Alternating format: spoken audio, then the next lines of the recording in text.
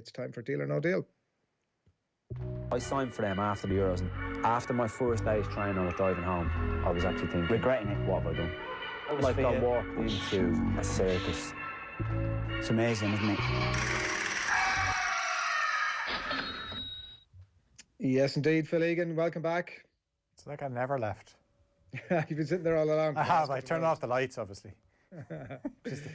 Right, let's get straight into it. The Barcelona presidential candidate Joan Laporta threatening to report Ligue 1 champions PSG, Phil, to FIFA. He's saying that the French club have been disrespectful, he says, in their pursuit of Lionel Messi. And the PSG sporting director for his part, Leonardo, has publicly expressed that desire to bring Messi to Paris.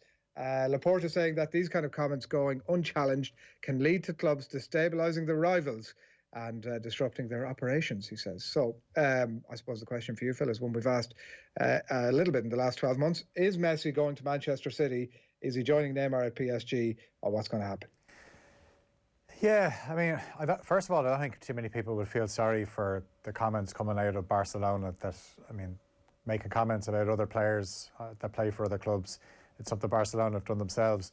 But in terms of Messi, the Manchester City deal makes the most sense for him because he's talked about wanting to play in America as well.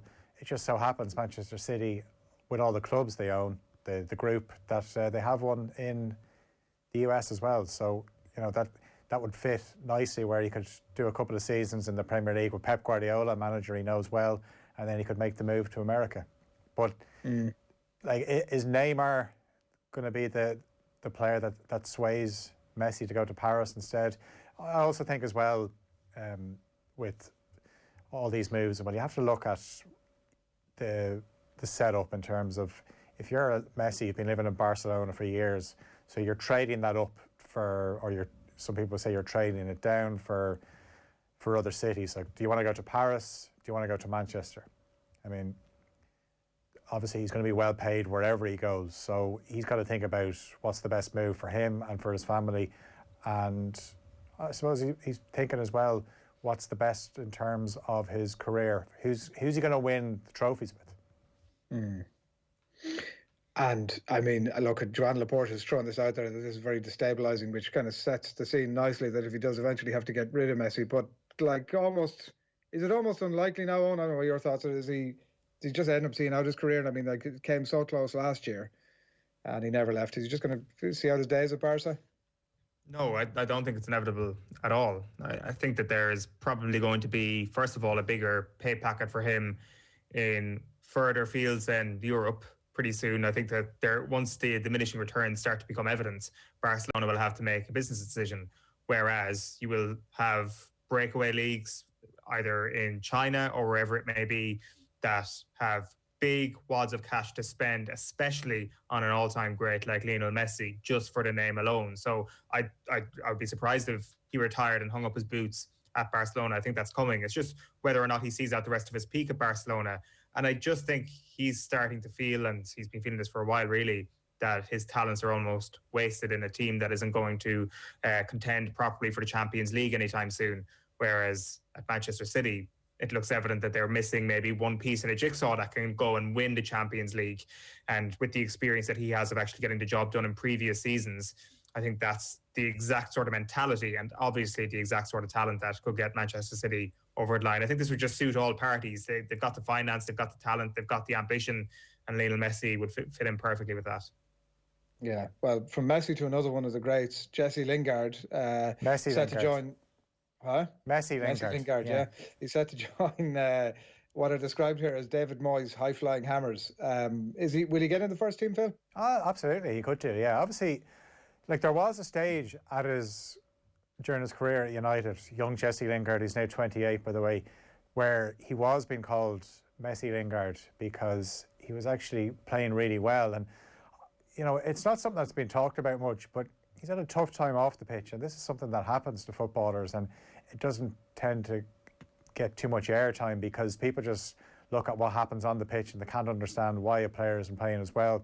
Now, Lingard hasn't actually been getting into the United team for obvious reasons because United are flying at the moment. In terms of the West Ham team, Moyes kind of started with kind of get a bit of solidity back. He was playing 5 at the back, but now he looks very set on the 4-2-3-1. Antonio is back from injury, so there is spots available in the 3 players behind Antonio. Now, Jared Bowen, for me, is a nailed-on starter, playing the right, left-footed, can cut inside. Benrahma, they signed from Brentford. He was part of that exciting front 3 at Brentford last season, which included Ollie Watkins as well. But he hasn't really hit the ground running just yet.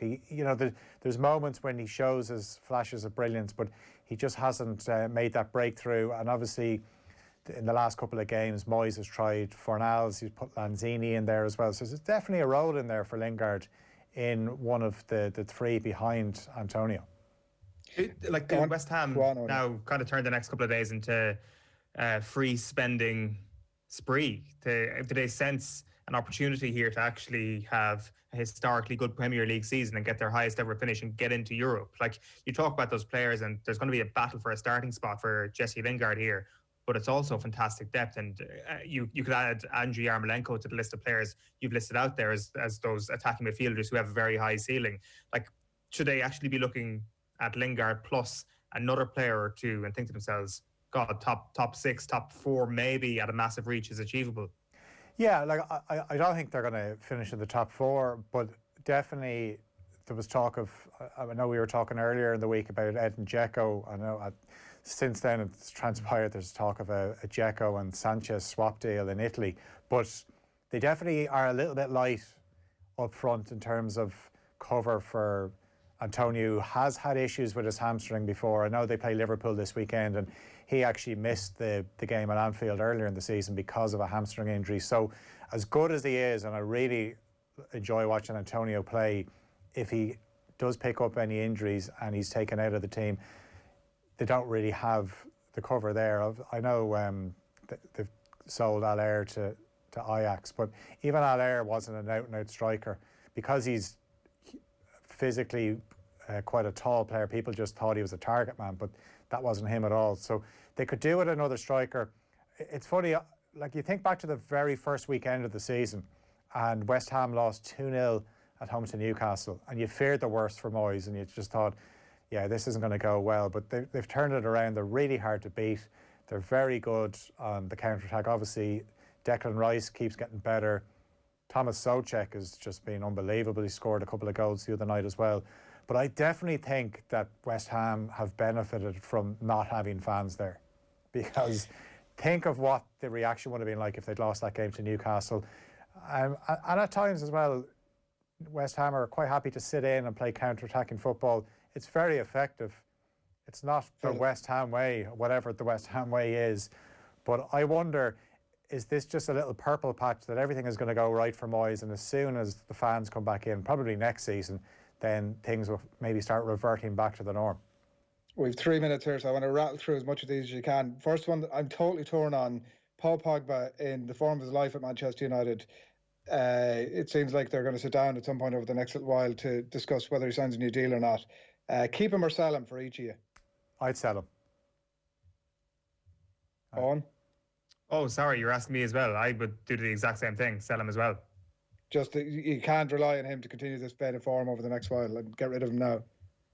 Yeah, it's if you get rid of Paul Pogba, obviously you cash in on him, but it means you don't have to deal with Mino Raiola. And don't forget what he did on the eve of their big Champions League game against RB Leipzig. So you don't need people like that around the club. As good as Pogba's been, here we are in 2021.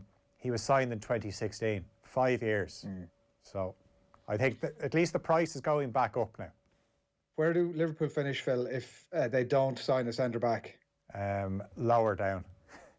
I think, personally, I think City are going to win the league. I think if Liverpool don't sign a centre-back, there's going to be games where the front 3 don't click, and then Liverpool won't win those games. It was all well and good last night. They look good in attack, but that won't happen every week. And what gets you out of those games with the 3 points is when your defence can keep a clean sheet for you. So do they make top 4 without it?